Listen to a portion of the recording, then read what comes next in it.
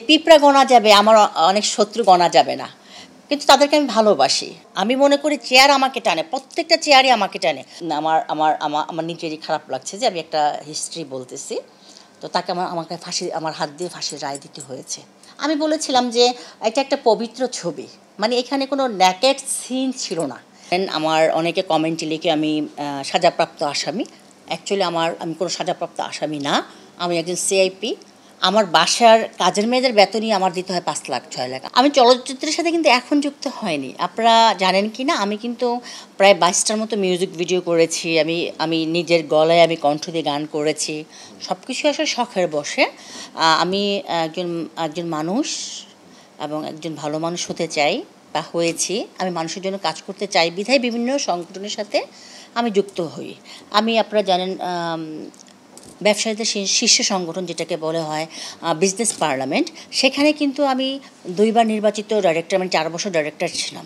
আমি running CIP, commercial important person, এটা কিন্তু সরকার প্রদত্ত একটা পদবি। আমি সিনেমাতে অভিনয় করেছি, ভাইয়ারে গিরগিটি, সেই চোখ, অনেক কটা সিনেমাতে অভিনয় করেছি, নাটকে অভিনয় করেছি। সো আমি সব কিছুর সাথে সম্পৃক্ত। বাট যেটা বললেন যে নতুন করে এখানে, এটা হচ্ছে ইলেকশনে যেহেতু আমার নামটা রাখা হয়েছে, এই নামটা রাখার কারণে আমি একটা জিনিস ভেবেছি যে এই অঙ্গনে কাজ করার কিছু অপরচুনিটিজ আছে। যেমন এখানে কিছু আমি কিছু ছবি বানাতে চাই, নির্মাণ করতে চাই, ভালো ভালো ছবি। শেখ রাসেল আত্মনাতে যেমন আমি অভিনয় করেছি, অভিনয় করব, সেই টাইপের কিছু দেশকে নিয়ে কিছু ছবি আমি নির্মাণ করতে চাই। আর হচ্ছে আপনার দেশের কিছু মানে অনেক কিছু হয় না, সেগুলিকে আমি তুলে ধরতে চাই। আমি সারা বাংলাদেশব্যাপী কিন্তু সমাজকর্ম করেছি, আমি অনেক কটা স্কুল চালিয়েছি। সেই 2000 সালের আগের থেকে আমার একটা ফাউন্ডেশন আছে, সরকার অনুমোদিত জয়যাত্রা ফাউন্ডেশন। এটা হচ্ছে সেই বই, আপনাদেরকে যদি দেখায়, আমি কিন্তু সারা বাংলাদেশব্যাপী কাজ করেছি। হ্যাঁ, এই বই দেখলে বোঝা যাবে যে আমি কত কাজ করেছি, ঠিক আছে। তো আমি বিপদগ্রস্তর আগেও আমি 40টা সংগঠনের সাথে জড়িত ছিলাম। যেহেতু এদেশের জনগণ আমাকে ভালোবাসে, রিসেন্টলি আমাকে কুমিল্লা যে প্রবাসী কল্যাণ পরিষদ আছে, সেটারও কিন্তু আমাকে উপদেষ্টা বানিয়েছেন। মফস্বল সাংবাদিক যে পরিষদ আছে, সেটারও আমাকে উপদেষ্টা বানিয়েছেন। সব কিছু তো আর ফেসবুকে দেওয়া যায় না, আর নর্মালি আমার ফেসবুকে আমি কিছু না দিলে কেউ জানেই না। হ্যাঁ, আমি বঙ্গবন্ধুকে ভালোবাসি, আমি বঙ্গবন্ধুর একজন সৈনিক, আমি মাননীয় প্রধানমন্ত্রীর একজন আস্থাভাজন কর্মী। এটি আমার সবচেয়ে বড় পরিচয়। আমি কাজ করি, আমি যে রাজনীতি করেই কাজ করব সেটা কিন্তু না, আমি সমাজকর্মী হয়ে কাজ করছি। আমি চলচ্চিত্র অঙ্গনে কাজ করতে চাই, চলচ্চিত্র অঙ্গনে কাজ করেছি। যেমন large screen, dual stereo speaker এবং সুপার ফাস্ট চার্জিং এর সাথে এন্টারটেইনমেন্ট কিং নেক্সট জি N72 এইখানে জয়েন করার পরে কিন্তু আমার অনেক, মানে আমি যদি বলি যে পিঁপড়া গোনা যাবে, আমার অনেক শত্রু গোনা যাবে না, কিন্তু তাদেরকে আমি ভালোবাসি। আমি যখন সমালোচনায় পড়ি তখন কিন্তু আমি গর্বিত হই যে না, সমালোচক আছে বলে আজকে হেলেনা জাহাঙ্গীর বেঁচে আছেন, কারণ আলোচনা থাকলেই মানুষের সমালোচনা হয়। সো আমি আমার সমালোচকদেরকে ভালোবাসি। আপনারা জানেন আমার অনেকে কমেন্টে লিখে আমি সাজাপ্রাপ্ত আসামি। অ্যাকচুয়ালি আমি কোনো সাজাপ্রাপ্ত আসামি না, আমি একজন সিআইপি। আমার বাসার কাজের মেয়েদের বেতনই আমার দিতে হয় 5 লাখ 6 লাখ, আমার 8টা 9টা ড্রাইভার।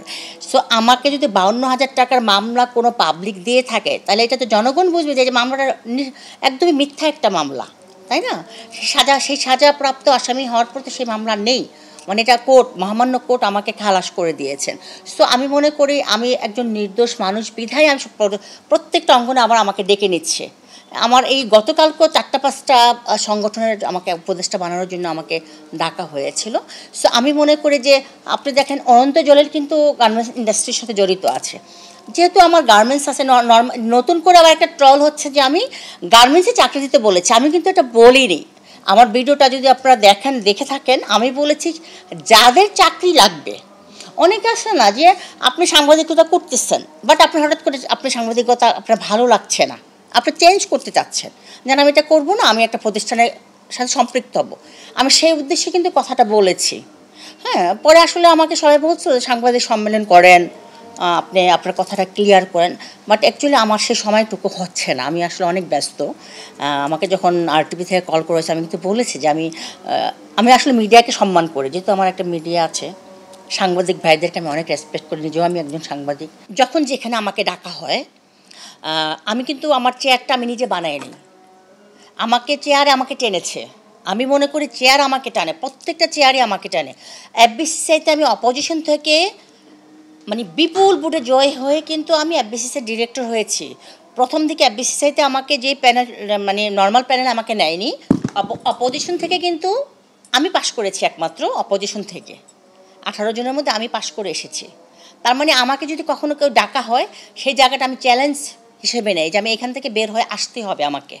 আমি রোটারিতে ছিলাম যখন, আমি সর্বোচ্চ পদে ছিলাম, আমি ইলেকশন করলে ডিজি হতাম। শিল্পী সমিতির চ্যালেঞ্জটা হচ্ছে আসলে এখানে কাজ করার অনেক সুযোগ আছে, এখানে পিছিয়ে পড়া অনেক মানুষ আছেন আমি দেখেছি, যেমন যারা ক্যামেরা ধরছেন, যারা মেকআপ দিচ্ছেন, বা যারা আসলে এখানে অনেকের অনেক কিছু প্রয়োজন আছে। আমি যখন চেয়ারটা পাবো, আমি যদি পাশ করে আসি, আমি তাদের জন্য কাজ করতে চাই যারা এফডিসিতে সম্পৃক্ত। এবং দেখেন, আমার কিন্তু শুধু গার্মেন্টস ইন্ডাস্ট্রি না, আমার কিন্তু অনেক কটা প্রতিষ্ঠান। আপনি যে এখানে আসছেন মিরপুর 11 নম্বর, এখানেও আমার 4টা প্রতিষ্ঠান, আমার শোরুম আছে। আমি তো কর্মসংস্থানের ব্যবস্থা করি। আমি অনেক সারা বাংলাদেশে অনেক নারী উদ্যোক্তা তৈরি করেছি। আমার যে ছোটো ছোটো সংগঠনগুলিতে তো মানুষ কর্মজীবী হিসাবে আসছেন। আমরা যদি আসতে পারি, আমাদের কমিটি যদি আসতে পারে, ওখানে একটা সিনেমা হল দেওয়ার দরকার, কমপ্লেক্স এটাতে, তাই না? সেই ক্ষেত্রে আমরা কাজ করব। আপনি জানেন যে আমাদের যে প্যানেলটা আছে, সেই প্যানেলে কিন্তু মোটামুটি সবাই কিন্তু প্রভাবশালী। হ্যাঁ, সবাই কিন্তু প্রভাবশালী, ঠিক আছে। অপোজিশনও প্রভাবশালী, অপোজিশনের সবার সাথে আমার সম্পর্ক আছে, তারাও কিন্তু আমার পরিচিত। দীপজল ভাই আমার পরিচিত, মিশা সদাগর ভাই আমার পরিচিত, নানা শাহ ভাই আমার পরিচিত, সবাই কিন্তু আমার পরিচিত। তো আমরা 2 প্যানেল মিলে হয়তো আসবে লোকজন, সবাই তো একটা কমিটি হয়ে যাবে তখন। কিন্তু আমি মনে করি আমাদের যে নিপুণ কলি যে প্যানেল, মাহমুদ কলি আর নিপুণের যে প্যানেলটা, সেই প্যানেলটা আসলে এফডিসিতে অনেক কাজ হবে, অনেক ছবি নির্মাণ হবে, অনেক কিছু হবে। আমি একজন জাস্টিস, নায়কের ফাঁসির রায় দেওয়া হবে, মানে লিখিত আছে যে তাকে রায় দিতে হবে।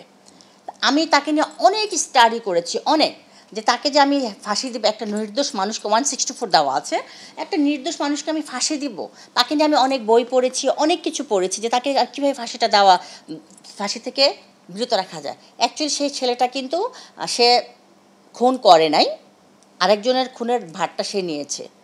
যেমন আমি একজনকে ভালোবাসি, তার ভারটা আমি নিয়েছি, ওটা আমি টের পেয়েছি, পেয়ে আমি অনেক স্টাডি করেছি তাকে কীভাবে এখান থেকে বাঁচা যায়। কিন্তু সর্বশেষ তাকে আমি বলতেছি, আমার যে আমার নিজেরই খারাপ লাগছে যে আমি একটা হিস্ট্রি বলতেছি, তো তাকে আমাকে আমার হাত দিয়ে ফাঁসির রায় দিতে হয়েছে। এটা হচ্ছে গিরগিটির ছবির অভিনয়। ভাইয়ারের ছবিতে অনেকে বলে আমি সমালোচিত হয়েছি। আসলে কথায় অনেক সময় প্রবলেম থাকতে পারে, আমরা তো মানুষ, আমাদের ভুল হতে পারে। আমি বলেছিলাম যে এটা একটা পবিত্র ছবি, মানে এখানে কোনো ন্যাকেড সিন ছিল না, এই জন্য আমি বলেছিলাম। এটাকে যদি যেভাবে নেয়, বাংলাদেশ সবাই যে আমাকে নিয়ে ভালো কমেন্ট করবে সেটা কিন্তু না। আপনারা 4-5 জন আসছেন, এখানে অনেকে আমাকে অপছন্দ হতেই পারে। আমার ঘরে 5টা ছেলেমেয়ে যদি থাকে, তাদের মধ্যে কেউ একজন আমাকে কম ভালোবাসতেই পারে। তো যারা আমাকে ব্যাড কমেন্ট করে তাদেরকেও আমি ভালোবাসি, যারা পজিটিভ কমেন্ট করে তারা তো আমার বিগ ফ্যান। প্রথম আমার অভিনয় ছিল চ্যানেল আইতে গেছে নাটক, সেটা ছিল সেই চোখ, এবং আমার মারদাঙ্গা কিন্তু অভিনয় হয়েছে। প্রথম ইয়েতেই ভুলুবাই ছিল ক্যামেরায়, উনি বলছে, মাই গড, আপনি নতুন অবস্থায় এত সুন্দর অভিনয় কীভাবে করেন। ছোটো ছিলাম, সবাই আমাকে বলতো ববিতার মতো আমি। তো ওনার অনেক ছবি আমি দেখেছি, ববিতা আপাকে আমার খুব ভালো লাগে। বিয়ের পর লেখাপড়া করেছি, আমার অনেক অ্যাডের অফার আসছে, আমি কয়েকটা অ্যাডও করেছি, সেটা 90 দশকের কথা।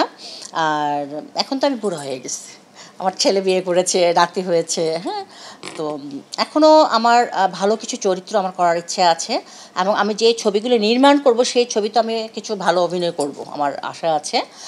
আমি সমাজের জন্য কিছু ছবি বানাবো, সামাজিক ছবি, অনুপ্রেরণাদায়ক ছবি, যেই ছবি দেখলে, যেমন আগেকার দিনের ছবি ছিল যখন আমরা ছোট ছিলাম, মানে 80 দশকের ছবির কথা বলছি, সেই ছবিগুলো দেখে কিন্তু মানুষ হল থেকে কেঁদে কেঁদে বেরোতো। হ্যাঁ, তাদের এইরকম করে কাঁদতে কাঁদতে মন খারাপ করে বেরোতো, হাতে রুমালি থাকতো, তাই না? তখন তো এত টিস্যুর এত ইয়ে ছিল না। তো সেই টাইপের ছবি আমি বানাতে চাই।